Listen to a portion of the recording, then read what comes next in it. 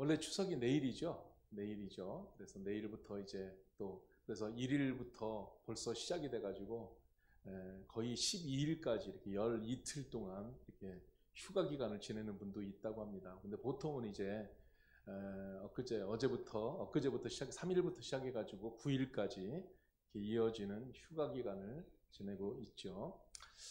자, 사실은 음력을 따라서 이제 추석을 이렇게 지내죠. 그래서 한 해가 시작되면은 8번째 음력을 맞이하는 보름달을 이제 보름날이죠. 8번째 보름날을 8월 이제 15일 해가지고 추석으로 이렇게 지내고 있는데, 이 추석이라는 게 사실은 가만히 보면요, 예전에 농경 사회일 때, 우리나라가 농업이 근본일 때, 모든 사람들이 거의 다 농사 지을 때 있었던 명절. 그래서 추석 때쯤 되면은 추수를 해가지고 많은 그 먹을 것이 풍성해지고 하니까 그때 사람들이 이제 반가운 얼굴들 보고 이렇게 하는 그런 때가 바로 이제 추석이었습니다. 이게 이제 조금 지나면서 70년대, 80년대 우리나라 산업화가 이루어지다 보니까 많은 사람들이 이제 공장을 다니게 돼서 집을 떠나 젊은 사람들이 멀리 서울로 뭐 어디로 지나가니까 꼭 이제 이 추석 때쯤 되면은 이제 집으로 돌아가는 이런 행렬들이 많이 있었죠. 지금은 사실은요, 산업화가 이제 한 세대, 두 세대 지나가지고 뭐 농업이 근본은 아닙니다. 우리나라가 지금은. 그러다 보니까 추석이라는 명절에 이게 이제 예전과는 좀 다른 형태가 이루어지고 있습니다. 그럼에도 불구하고 많은 사람들이 추석 명절에는 이제 고향 땅을 간다, 부모님이 계신 곳 이렇게. 저 같은 경우는 이제 양가 부모님이 다 이제 돌아가셔서 소천하셔가지고 그러다 보니까 이게 구심점이 없어지는 것 같아요. 그래서 그래도 이제 우리 처남 때 그렇게 우리 장모님 장인어른 살았던 집 거기를 가는 게 이제 고향 땅을 가는 것처럼 이번에 가고, 또 저희 본가 어머님이 이제 돌아가시다 보니까 이제 저는 여기 와 살고 제가 장남인데 그러니까 뭐 어떻게 뭐 사라진 것 같아요. 그래서 제가 이제 여동생들 집을 이렇게 한 번씩 방문하면서 찾아보려고 하는, 이게 명절이 이제 좀 옛날과는 좀 다른 형태가 되어 있습니다. 여러분들도 아마 마찬가지일 것입니다. 추석하면은 이제 옛날 저 어릴 때만 해도 집에 다 같이 전날부터 다 와가지고 그날부터 부지런히 음식들 만들고 전 부치고 송편 그때 하죠. 그래서 항상 그때는 쌀가루를 만들어 가지고 곱게 해가지고 이제 밤 같은 거 까서 거기다 넣고 아니면은 이렇게 이제 여러 가지 넣어서 송편을 빚어가지고 이렇게 지내는 게 바로 이 추석의 모습이었습니다. 추석 명절에는 그래가지고 그동안 반가웠던 분들에게 이제 선물을 준비해서 이렇게 가기도 하죠. 그 감사한 마음들 한 해 동안 아이고 찾는 분들이 이렇게 많네. 자, 잠깐만 저를 더 집중해 주시기 바랍니다. 그래서 추석 이때에 우리가 이제 오랜만에 만나 뵙는 사람들에게 감사의 마음을 전하는 그런 시간들을 우리가 많이 가지고 있습니다. 그런데 사회 구조가 이렇게 이제 크게 돌아가다 보니까 이런 추석에도 쉬지 못하는 분들이 이제 많이 있습니다. 우리 교회 성도들 가운데도 이 추석에 쉬지 못하고 이제 일을 해야만 되시는 그런 분들도 있습니다. 그런데 이제 사회가 변하다 보니까 특히 요즘 추석에 쉬지 못하는 사람들 부류 중에서 제일 많은 부류가 청년들이라고 합니다. 청년들 중에서 이제 많은 청년들이 아르바이트를 한다고 합니다. 왜 그러냐면 여러 가지로 이제 추석 때 그동안 밀렸던 재정적인 거, 그래서 추석 때 아르바이트 하면은 돈을 더 준다고 하니까 그 기간 동안에 이제 아르바이트 하는 학생들이, 청년들이 굉장히 많다고 합니다.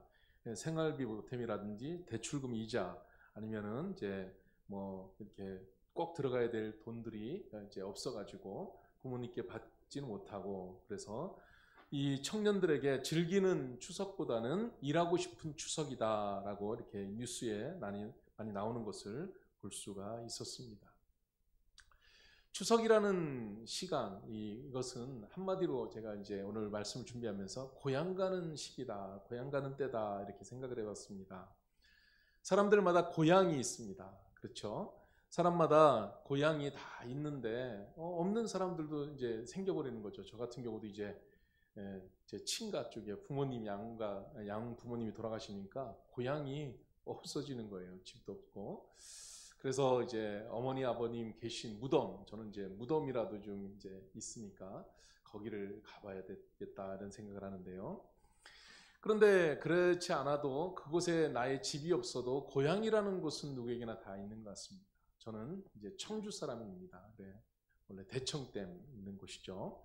근데 그곳이 이제 가끔 그립습니다. 왜 그리울까? 거기에 나를 반기는 사람도 없을 테고 내가 가서 쉴 만한 집도 없는데 왜 거기가 그리운가? 제가 태어나서 어릴 적에 놀고 또 어릴 적에 지내던 곳이라 그렇다는 생각이 이렇게 듭니다. 누구나 다 고향을 동경하고 고향에 대한 추억이 다 있어서 그리워하게 된다라는 것입니다. 고향이라는 것은 남들에게 말하면 아유 뭐 그거 가지고 근데 사소한 것 같지만 그래도 당사자 자신들에게는 매우 소중한 곳이 바로 고향 땅이 되는 것입니다. 그래서 고향을 모태와 같다라고 합니다. 어머니 품처럼. 어머니 품처럼 아주 평안한 곳. 그래서 동물들도 모든 동물들은 귀소 본능이 있는 것 같습니다. 고향을 찾아가는 거죠. 그래가지고 호랑이도 우리나라 속담에 죽을 때는 자기가 태어난 굴에 와서 죽는다라고도 말을 하고요. 비둘기가 멀리 날아가지만 다시 오는 귀소 본능이 있죠. 그러니까 비둘기를 가지고 이제 우편 배달도 시키고 하는 것이 아닙니까? 이 철새들도 수천 킬로를 날아가죠. 그렇지만은 때가 되면 다시 또 돌아오는 것이 있습니다. 우리 저기 강릉 쪽으로 이제 영동 쪽으로 가면은 남대천이라는 곳이 있죠. 거기에 가면 연어가 있는데 연어들이 거기에서 산란을 하고 이제 태어난 연어들이 나중에 바다로 나갔는데 그 바다 어디를 돌아다니는지 뭐 멀리 갔다가 이제 또 때가 되면은 그곳으로 남대천으로 다시 돌아와 가지고 거기서 알을 낳고 또 죽는다는 것 아니겠어요? 자, 이렇게 동물들은 귀소 본능이 있습니다. 어릴 적에 제가 들었던 얘기 중에 진도에는 진돗개가 있는데 그 진돗개를 어떤 분이 팔으려고 이제 차에다 싣고 멀리 갔는데 그 몇백 리 되는 그 길을 이 진돗개가 이제 다시 돌아왔다. 뭐 이런 이야기도 많이 이제 어릴 적에 들었던 기억이 납니다. 자, 그런데 이 고향이라는 거, 왜 그리워할까? 고향은 용서가 있는 곳이다. 고향은 사랑 있는 곳이다라는 생각이 듭니다. 여러분 아시죠? 노란 손수건이라는 이야기 있잖아요. 대표적으로. 그래서 아버지 말씀, 어머니 말씀 거역하고 떠났기 때문에 어머니 아버지가 나를 절대로 용서 안 하실 것 같은데 그래도 고향 땅은 가고 싶은데 나를 용서하셨다면 그 나무에 이제 노란 손수건을 걸어놔 주시면 제가 그것을 알고 용서하신 줄 알고 가겠습니다. 그러다가 그 노란 손수건이 나무에 막 수백 개가 쫙 걸려 있는 걸 보고 이제 마음이 녹았다라는 그런 이야기도 있지 않습니까? 그런데 이제 우리 현대 사회는 이 고향이라는 개념이 이제 농경 사회가 아니다 보니까 여러 가지로 많이 달라지긴 했습니다. 각자 다 다르지만 그래도 고향은 그리워하는 거죠. 성경에도 고향을 그리워하는 사람들이 참 많이 있습니다. 이제 우리가 맨 처음 창세기의 시작이라고 볼 수 있는 아브라함도 내 본토 친척 아비집 그러니까 고향 땅을 떠나가지고 내가 지시할 땅으로 가라 그랬는데 아브라함이 그 고향 땅 떠나기가 어려웠는지 참 안 떠나다가 나중에 아버지 죽은 다음에 떠나게 되죠. 그러면서도 늘 고향 땅을 그리워하고 이제 자녀들에게 새로운 고향을 만들어 주게 되는 것입니다. 야곱이라는 그런 이제 사람이 있죠. 야곱이 욕심이 많았죠. 그래가지고 이제 도망을 갔습니다. 누구 때문에? 형 에서한테 잘못해가지고 욕심이 많아가지고 그래서 도망갔는데 늘 생각에 마음에는 고향 가고 싶은 거예요. 고향을 가고 싶은데 고향을 형 때문에 무서워서 두려워서 못 가는 거죠. 자기 잘못이 있어서. 그래서 나중에는 결국에는 이제 베델을 통해서 이제 고향 땅에 간다는 이야기 성경에 우리가 있죠. 또 룻기서를 보면은 이제 나오미 시어머니 이야기도 나오죠. 그래서 시어머니가 그 남편과 같이 고향 땅에 이제 귀근이 들으니까 그것을 피해가지고 멀리 갔는데 거기서 더 순환당하고 어려움 겪다 결국에는 고향 땅으로 다시 그 힘든 것을 지나서 오게 되는데, 고향에 오니까 역시나 일가 친척들이 많이 품어주고 돌봐주고 해서 그의 인생이 이렇게 우뚝 세워졌다. 물론 거기는 신앙의 이야기가 있는데요. 요셉도 마찬가지입니다. 어릴 적에 팔려가 가지고 늘 고향 땅 그리워하다가 결국에는 죽어서, 그래서 자손들에게 내 뼈를 갖다가 내 조상 묘지에다가 같이 묻어주라, 그렇게 유언하는 내용들이 이제 성경에 쭉 나오고 있습니다. 여러분, 우리나라 사람들도 이렇게 이제 추석 되면은 많이 움직이는데 중국 사람들이 얼마나 많이 움직이는지 아십니까? 중국 사람들. 중국 사람들은 움직이는 사람 숫자만, 그러니까 인구보다 더 많은 것 같아요. 23억 6천만 명이 이번 추석에 움직인다고 합니다. 그러니까 엄청난 거예요. 저도 중국에 역에 한번 가봤는데 널찍합니다. 그런데 그때 이제 제가 갔을 때도 이제 명절 바로 앞인데 제 친구 선교사님이 빨리 가라는 거예요. 빨리. 왜 그런지 그랬더니 여기 좀 있으면 명절 시즌 되면은 발 디딜 틈이 없다는 겁니다. 기차 탈 자리가 없다는 거죠. 그래가지고 빨리 가야 된다는 거예요. 그런 것처럼 중국 사람들도 엄청나게 많이 움직이는 거죠. 근데 이제 우리가 이제 고향을 많이 생각하는데 언제 고향을 많이 생각합니까? 그것은 우리가 살아가다 보면은 힘들 때 고향 생각 많이 나죠? 서러울 때 생각나죠? 그리고 사는 게 괴로울 때, 또 병들었을 때, 내가 이제 힘이 빠져서 늙어졌을 때, 그럴 때 고향이 많이 생각난다 그럽니다. 그래서 많은 사람들의 꿈은 이제 내가 나이 들어서 은퇴하게 되면은 고향 땅에 가가지고 거기다가 아담한 집 짓고 거기서 그냥 농사 지으면서 조그만하게 그러면서 편안하게 여생을 사는 게 꿈처럼 이제 많은 말들을 합니다. 이게 바로 귀소 본능 때문에 그렇다는 거죠. 오늘 우리가 읽은 성경 말씀 한번 띄워놔 주시면 좋겠어요.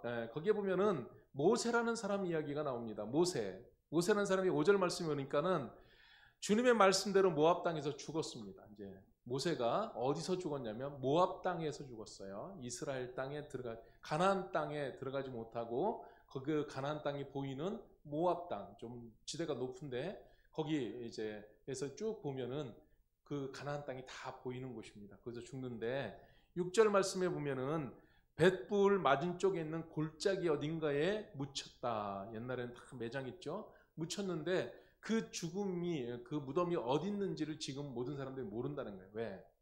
그 모세가 훌륭하기 때문에 이제 우상처럼 섬길까봐 그렇게 된 것 같습니다. 어디 있는지 아는 사람은 아무도 없다. 자, 모든 사람은 다 죽습니다. 그런데 우리가 소원하는 게 7절 말씀에 보면은 모세가 죽을 때 몇 살이냐면 120살이에요. 120살. 여기 계신 분들 다 120살은 넘으시기 바랍니다. 왜 웃으세요? 우리 여기서 왕언니가 누구냐면은 우리 유금주 권사님이십니다. 이제 지금 97세. 좀 있으면 이제 100살 되신데 제가 볼 때 근력을 보고 이렇게 움직이시는 거 보면 100살은 거뜬히 넘어가실 것 같아요. 그래서 120살입니다. 모세가. 그런데 120일까지 살았는데 뭐냐면은 뭐라고? 그의 눈은 빛을 잃지 않았다 그랬습니다. 여러분, 눈에 힘이 들어가야 되는데요. 제가 요즘 눈 때문에 순환당하고 있습니다. 눈에 힘이 없어요. 제가 느껴요. 힘이 안 들어간다 느낌이 있는데, 모세는 120살까지 눈에 빛을 잃지 않았다. 그리고 기력은 정정하였다. 그러니까는 죽는 그 순간까지 눈에 빛이 그냥 쨍쨍하고 기력도 짱짱하다가 그냥 확 주님 앞에 가는 거. 여러분, 그런 거 요즘 연세 드신 분들은 꿈꾼다고 하잖아요. 돌아가실 그날까지 멀쩡하게 움직이시고 식사도 잘 하시다가 주님 부르시는 그날에 그냥 아프지도 않고 그냥 휙 가버리는. 아멘? 예, 연세 드신 분들이 그런 소원들이 많죠. 8절 말씀 보니까는 근데 이스라엘 백성들이 모세가 이렇게 죽게 되었어요. 그러니까는 모세의 죽음을 애도하는 이스라엘 백성들이 모세의 죽음을 애도합니다. 우리 모두 다 우리가 떠난 다음에 우리나라 공식적으로 3대까지 추모하게 되어 있잖아요. 무덤도 3대 정도만 지키는 거죠. 그런데 그 자손들이 정말 돌아가셨지만 훌륭하신 분이야 하면서 추억하고 애도한다 하면 그처럼 보람 있는 인생이 없잖아요. 근데 애도 기간이 끝날 때까지 모세를 생각하면서 30일 동안 애곡하였습니다. 그러니까는 이스라엘 백성들이 참 존경하던 분, 그분의 돌아가신 것, 그것을 슬퍼했다라는 것입니다. 그래서 9절 말씀에 그러면은 그 모세가 살아생전 동안에 어떻게 해서 열심히 잘 살고 뜻대로 하나님 뜻대로 살았는데 이제 결국 마지막에 한 일이 있어요. 마지막까지 사명 감당했다는 거죠. 여러분, 우리 인생들은요 마지막까지 감당해야 될 사명이 있습니다. 사명 없으면 죽는다고 했죠. 그래서 사명은 눈의 아들 여호수아에게 안수하여서 여호수아를 지도자로 세워놓는 게 모세의 사명이었습니다. 이스라엘 자손은 주님께서 모세에게 명하신 대로 여호수아의 말을 잘 듣고 그를 따랐다. 모세의 인생에 이것만큼 보람 있는 일이 없는 거예요. 아멘? 그러니까 여러분, 모세의 마지막 사명이 여호수아를 세워놓는 것인데 모든 이스라엘 백성들이 그 여호수아의 말을 잘 따르고 여호수아의 말을 정말 잘 들었다라는 게 얼마나 이 모세의 삶에 보람 있고 기분 좋고 그러겠습니까? 아멘? 그렇기 때문에 우리도 이런 소원 가지고 살고 또 그 소원을 우리도 이루어 드리고 해야 하겠다는 것입니다. 10절 말씀에는 모세와 같은 예언자가 다시는 나지 않았다. 여러분, 다시 안 나지는 않았잖아요. 있어요. 모세와 똑같은 사람은 없지만 예언자들이 있어요. 뭐 저만 해도 뭐 하나님 말씀 전에 모세보다는 좀 나은 것 같은데 그건 착각이고, 이제 여러분 누구나 다 있지만은 이런 평가 누구나 다 개인에게 주는 겁니다. 그래서 모세와 같은 예언자가 다시는 나지 않았다. 여러분, 그렇게 정말 주님 보시기에, 주님께서 보실 때 귀하고 복된 삶을 살고 주님 품에 가는 거죠. 그러면서 11절 말씀에 주님께서 이제 종합적으로 평가를 합니다. 주님께서는 그를, 이제 모세의 인생이죠, 이집트의 바로와 그의 모든 신하와 그의 온 땅에서 또 땅에 보내셔서 놀라운 기적과 기이한 일을 하게 하셨다. 모세를 들어 쓰셔서. 그렇지만 모세의 인생이 정말 어려웠죠. 40살 동안 왕궁에 살다가 피해서 도망가가지고 40년 동안 미디안 광야에서 외롭게 힘들게 어렵게 살다가 그 뒤에 40년의 인생을 하나님께 들어 쓰시는 거죠. 온 이스라엘 12절 말씀에 백성이 보는 앞에서 모세가 한 것처럼 큰 권능을 보이면서 놀라운 일을 한 사람은 다시 없다. 여러분, 이제 우리 교회에서 정말 믿음을 가지고 사신 분들을 늘 기억하며 추억하며 살아가는 전통이 늘 세워지기를 바랍니다. 우리 교회에 헌신을 하신 분이 황철호라는 분이 있어요. 우리 교회 나오시던 분 옛날에. 근데 이분이 교통사고 당하셔서 그래서 이제 그 보상금이 나왔는데 이분의 혈육이 없었어요. 그러다 보니까 그분의 말씀대로 친구분들이 이제 그분의 모든 유산을 다 우리 교회에 땅을 사서 이렇게 교회에다가 주셨어요. 우리 교회는 그분의 그 헌신으로 인해서 예배당 지을 때 그것이 큰 기초가 또 되었던 것입니다. 65년 전 일입니다. 65년 전. 그렇지만 그것을 우리는 기억하고 또 생각하면서 그분을 존중하고 이렇게 갑니다.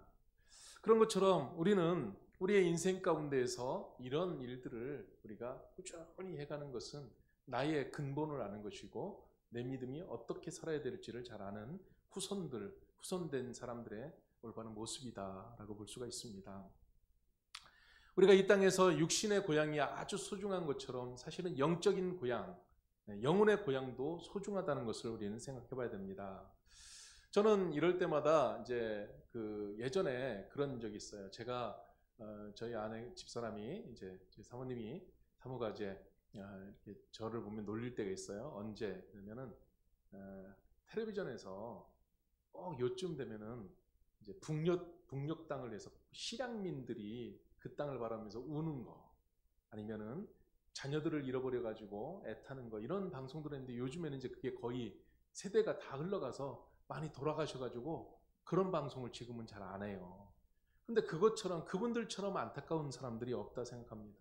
실향민, 자기 고향이 저 북한 땅인데 한 번도 가보고 싶어도 가보지도 못하고 뭐 사실 가봐야 뭐가 있겠어요. 그렇지만 가보고 싶은 거예요. 마음으로. 그 고향 땅을 그리워하다가 가보지 못하고 돌아가신 분들이 많이 있다라는 것입니다. 마찬가지로 영적으로 우리의 영혼의 고향을 잃어버린 영적 실향민들이 지금은 또 많이 생기기 시작했다라는 것입니다. 그래서 영혼의 고향이라는 게 어디냐? 성경에서는 하나님 품 그리고 하나님 나라, 이것을 영혼의 고향이다 이렇게 말을 합니다. 그래서 이 영혼의 고향이 있는 사람들, 내 고향 땅은 안전해, 내 고향 땅은 늘 있어 하고 그렇게 생각하는 사람들은 안심이 되니까 어디에서든지 넉넉하게 열심히 잘 살 수 있습니다. 그런데 그것이 불안전한 사람들은요, 늘 불안해하는 사람들이 있습니다. 그래서 진정한 행복이 있는 사람은 어떤 사람이냐? 하나님을 모신 사람, 하나님 나라가 분명한 사람. 그렇기 때문에 우리는 온전한 인생을 바로 살아갈 수가 있게 된다는 것입니다. 그래서 우리의 영혼의 고향 땅을 가는 길, 거기를 우리 예수님이 내가 곧 길이요 진리요 생명이니 하면서 우리 주님이 그 길을 잘 만들어 놓으셨다라는 것입니다. 그렇기 때문에 우리는 영혼의 고향도 분명해야 하는 것입니다. 예전에 이제 늘 텔레비전에 나오는 것이 고향 땅에서 부모님이 이제 반갑게 늘 기다리는 그런 모습들을 이렇게 방영을 합니다. 그런 것처럼 우리 하나님께서도 우리를 기다리고 계십니다. 수고하고 무거운 짐진 자들아 다 내게로 오라 내가 너희를 쉬게 하리라 라고 우리 주님이 우리를 기다리고 계신다라는 것입니다. 우리가 인생 살아가는 게요, 피곤할 때가 많습니다. 힘들 때가 많죠. 참 어려울 때가 많습니다. 막막하고 부딪힐 때가 많죠. 그럴 때 어머니에게, 아버지에게 가서 기대면 다시 힘을 얻고 용기를 얻고 때로는 용돈도 받고 그렇게 해서 다시 일어나는 일들이 많이 있었다는 것입니다. 우리 하나님께서 우리를 그렇게 품어주시는데 우리는 그것을 우리가 누리며 살아가야 하는 것입니다. 그렇기 때문에 이번 추석에는 우리가 가장 식구들끼리 다 모였을 때에 혹시나 예수님 모르고 믿음에서 분명히 서지 못한 우리 자녀들, 식구들, 어른들이 있다면 그 영혼들에게 복음을 전하는 하나님의 고향, 하나님의 사랑을 전하는 그런 일들이 있으면 참 좋겠습니다. 저는 이 명절을 지내면서 우리가 영혼의 고향 그리고 말씀 이것 내용들을 우리가 좀 분명히 알면 좋겠어서 복음을 같이 생각해 보기를 원합니다. 모든 인간은 죽음 앞에 선 인생이다라는 것을 항상 생각해야 하는 것입니다. 제가 지금 50대 이제 중후반을 지나고 있습니다. 그런데 지금 저는 아직도 제가 뭐 한 20대, 뭐 30대 이 정도 살아가는 것 같아요. 그런데 주변에 제 동기들, 친구들 중에 보면은 갑자기 이 죽음 앞에 서 있는 사람들이 있습니다. 어떻게 그런 일이, 어느 순간 그런 일이 다가와 있는 것을 볼 수가 있습니다. 저는 이제 병원에 아니면은 여러 사람들을 보면은 어떻게 그분이 전혀 예상하지도 못했는데 죽음 앞에 맞닥뜨리고 탁 서 있는 그런 분들을 이제 볼 수가 있는 것입니다. 죽음을 피할 수 있는 인생은 이 세상에 아무도 없다고 합니다. 인생의 삶은 그런데 꼭 생각해야 될 것이 뭐냐면 죽음으로 끝나는 것이 또 아니라는 사실입니다. 그래서 영원한 내세를 준비하는 그런 사람은 영원한 삶을 살지만 그러지 못한 사람은 끝나는 것이 아니라 거기에는 영벌이 있다는 것을 우리는 알아야 한다라는 것입니다. 죽음이라는 것, 우리가 이제 산소에 가면 많이 마주하게 되죠. 그런데 이 죽음이라는 것은 원래 우리 사람들에게는 없었습니다. 하나님이 처음 창조하셨을 때 사람들에게는 죽음이라는 게 없었는데 죽음은 죄 때문에 들어왔습니다. 그래서 죄로 인한 형벌이 죽음입니다. 사망. 죄로 인한 형벌이 사망인데 그런데 그 사망을 또 우리에게 해결해 주시고 피할 길을 주시고 또 하신 분이 있는데 그게 바로 우리 주 예수님의 십자가 은혜로 우리는 그 사망을 이기고 죽음의 벌을 이기고 피하고 살 수 있는 길이 우리에게 주어졌다라는 것입니다. 그래서 우리 인생들은 정말 중요한 게 뭐냐면 죽음을 잘 대비해야 되는데, 왜 죽음을 잘 대비해야 되냐면 인생은 한 번밖에 살지 못하기 때문에 그렇다는 것입니다. 영화를 보면, 만화책을 보면, 만화 영화를 보면 여러 번 죽었다 살아났다 죽었다 살아났다, 한번 그렇게 하면 좋겠어요. 연습하듯이 인생을 한 번쯤 살아본 다음에 다시 제대로 살았으면 얼마나 좋겠습니까? 근데 우리의 인생은 연습이 없습니다. 다 그냥 살아가는 것입니다. 그래서 우리에게 주어진 인생길을 올바로 살아가는 것은 참 보배로운 삶이 되는 것이고 복된 삶이 되는 것인데, 우리 성경 말씀 그대로 보면은 예수님을 믿지 않고 영접하지 않는 인생들은요, 그것은 인생 자체가 저주이고 형벌이고 두려움인데, 예수님을 믿고 예수님의 은혜 안에 살아가는 사람은 복된 삶이 되는 것이고 영광된 세계로, 그래서 죽음이라는 것이 끝이 아니라 죽음이 영광된 삶의 시작이고 또 천국으로 가는 그 입장문 같은 그런 것이 된다라는 것입니다. 그래서 예수님을 영접하고 죽음의 권세를 깨트리신 예수님을 알게 된 사람들은 이제 죽음 앞에서 당당하게 되는 것이고, 그것이 오히려 좋은 관문이라는 것을 알게 되는 것입니다. 여러분, 모세가 죽음을 그렇게 예측하지 못했습니다. 그렇지만 그 인생의 죽음이 그대로 들어왔는데요. 여러분, 우리가 인생을 살아가면서 지혜 있는 삶을 살아가라고 했는데, 성경에서 말하는 가장 지혜로운 삶은 죽음을 대비하고 죽음을 인식하는 삶이라고 말하고 있습니다. 병원에 가면 갑자기 죽음에 이르게 된 사람들 있습니다. 제 동기 목사님, 저랑 가까운 목사님인데 목이 깔깔해가지고 이제 이상해서 이렇게 병원에 가서 진단을 했더니 암이랍니다. 갑자기 그것도 진행된 암이라는 거죠.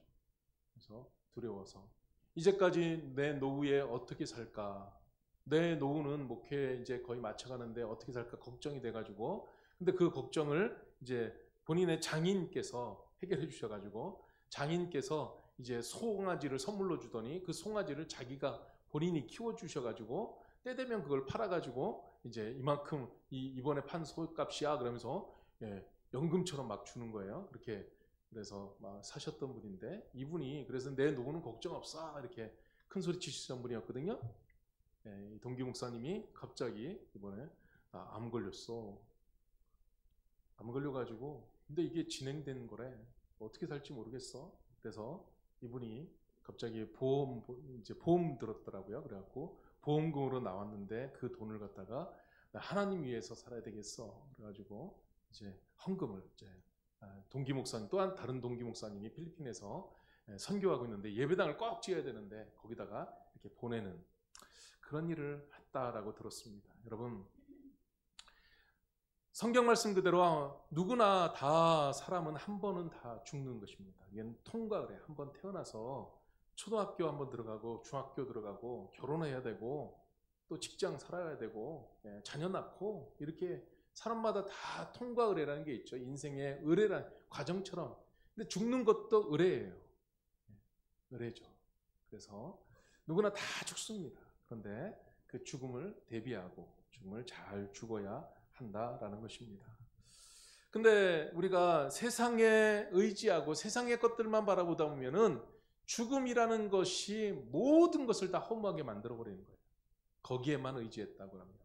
그래서 우리는 이 허무한 인생을 살지 않도록 해야 되는데, 솔로몬이 그랬죠. 모든 것이 헛되고 헛되니 헛되고 헛되도다.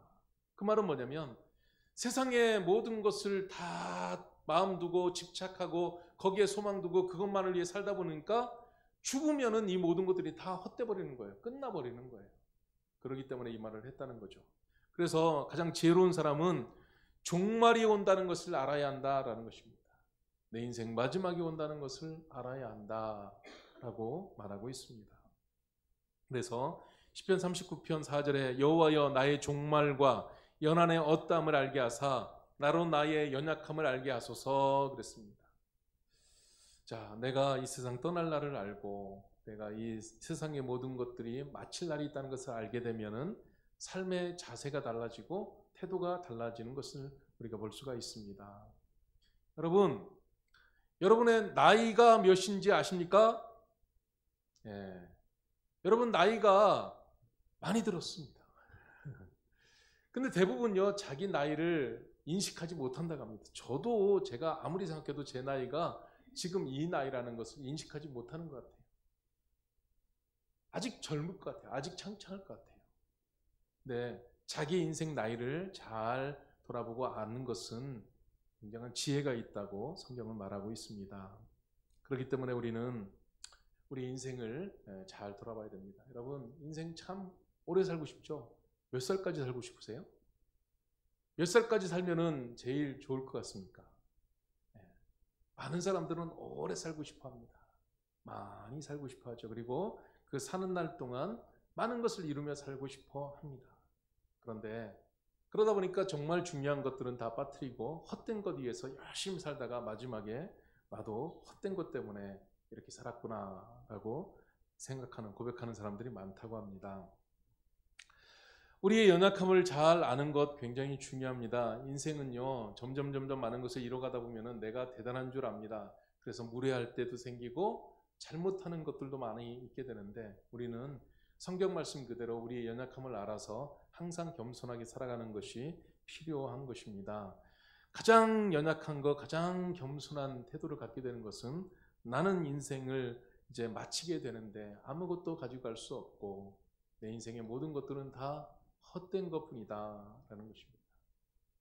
어떤 분들은 인생을 마지막 날까지 많이 긁어 모아가지고 자손들에게 많이 남겨주면 그게 내 인생의 보람이다, 내 인생에 가치 있는 것이다, 나는 잘 산 것이다 착각하는데, 자손들에게 재산을 많이 남겨놓으면 넘겨놓을수록 분쟁만 일어나는 경우가 많습니다. 에이, 내 자손, 내 아이들은, 내 자녀들은 안 그래요 라고 말하는데, 여러분 착각하지 마십시오. 착각하지 마십시오. 이건 연구 보고에 나와 있습니다. 그래서 연세 드신 분들의 노년에 살아가면서 제일 인생에서 큰 리스크, 위험 요소는 자녀들이고, 내 자녀들은 안 그럴 것이라고 착각하는데 그런 자녀들은 없다는 것입니다. 그래서 우리는 그것을 잘 생각해야 한다는 것입니다. 지혜로운 사람은 죽음을 인식하고 죽음을 준비하는 것입니다. 그래서 우리 인생 가운데 필수 코스인 죽음, 하나님 부르시면 예고도 없이 준비도 없이 우리는 갈 수밖에 없는데, 그래서 우리는 잘 죽기 위해서 잘 살아야 됩니다. 잘 살아야 됩니다. 그런데 잘 사는 것은 또 언젠가는 나도 잘 죽을 수밖에 없다. 근데 모세처럼 그렇게 하나님 앞에 가는 것입니다. 여기에 계신 우리 지금 설교를 들으시는 분 중에 아직 살 날이 많다라고 생각되는 분들은 이 설교가 어떨 때는 어떤 분들은 기분 나쁘게 여겨질 것이고, 그런데 임박한 것을 느끼시는 분들은 이게 바로 마음에 다가오게 될 것입니다. 우리는 이 세상을 살아갑니다. 먹고 마시고 시집가고 장가가고 열심히 사는데 성경에는 분명히 거기에만 몰두하며 살지 말라고 성경은 말하고 있습니다. 이 세상은 나그네 삶이다. 언젠가는 본향을 향해서 나아갈 날이 있는데 그 날을 향해서 살아가야 된다라는 것입니다. 그렇기 때문에 우리 그리스도인들은 이 믿음 가지고 살아야 됩니다. 여러분, 우리 예수 믿는 사람들, 그리스도인들은 세상에 살면서 세상에 속하지 않은 하늘나라 백성으로 이 땅에서 살고 있죠. 그렇죠. 그것을 가리켜 어떤 분들은 뭐라고 하냐면은 물에 떠 있는 배를 타는 인생과 같다는 것이죠. 그래서 배가 물을 떠나서는 살 수가 없지만 또 물 속에 들어가서 살면 또 안 되는 거죠. 그래서 배 위에 물이 들어오면 그 물을 퍼내야 되는 거죠. 그러면서 물 위에 떠 있어서 살아가야 되는 것, 이게 그리스도인의 삶이다라고 표현하는데 아주 적절한 것 같습니다. 그렇기 때문에 우리 인생을 하나님 앞에 믿음을 가지고 사시길 바랍니다. 그래서 이번 추석에는 여러분 좋은 덕담들 많이 나누시고 사랑하고 더 많이 사랑해주고 더 많이 축복해주는 그런 일들이 많으시길 바랍니다. 그러면서도 또 세상 것 바라보다가 허탈해지고 허무해지지 마시고 주님을 가까이 하셔서 주님으로 위로 삼으시고 주님이 주신 평안을 소유하는 그런 복된 추석 맞으시기 바랍니다. 잠깐 같이 기도하겠습니다. 눈을